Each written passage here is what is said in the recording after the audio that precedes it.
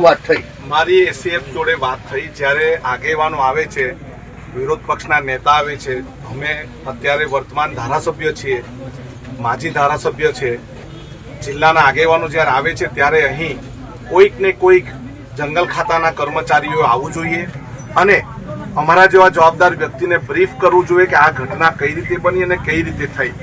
અને અહીંના આગેવાનો દ્વારા, બહેનો દ્વારા પણ જાણવા મળ્યું કે એસીએફે અમારી સાથે ઘર્ષણ કર્યું અને અમને ધાક ધમકીઓ પણ આપી છે. અને એ બાબતમાં મેં એમને બોલાવ્યા. એમણે કીધું સુરત છું, સુરતથી આવતા 3 કલાક થશે. અમે એમ પણ એમને કીધું કે તમે અમને નવો સમય આપો અને અહીં બેસીને નિરાકરણ કરવા માટેનો સમય આપો. અમે તમારી સાથે વાતચીત કરવા તૈયાર છે. અને એમને અત્યારે પણ કીધું છે તમારા કોઈ આગેવાન નજીક હોય તો એમને પણ મોકલો.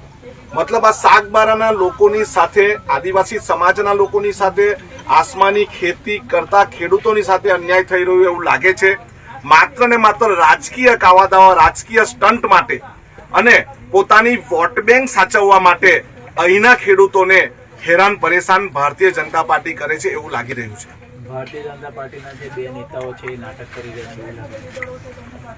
મારી સરકાર હોય ને મારું નહીં સાંભળતી હોય ને ઉપવાસ પર બેહવું પડે એના કરતા તમારે ધારાસભ્યને સંસદ પદ જ છોડી દેવું જોઈએ. પોતાની સરકાર છે, પોતાની માં પીરસનાર છે અને છોકરા ભૂખે મરે.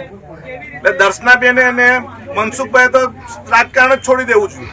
તમારું મુખ્યમંત્રીમાં કઈ ઉગતું નથી, તમારું ઉપર સરકારમાં ઉગતું નથી, તો તમે શા માટે અહીં માત્ર નાટક કરવા માટે અહીં ધરણા પર બેઠા એ મને નવાઈ લાગે છે. ઓકે.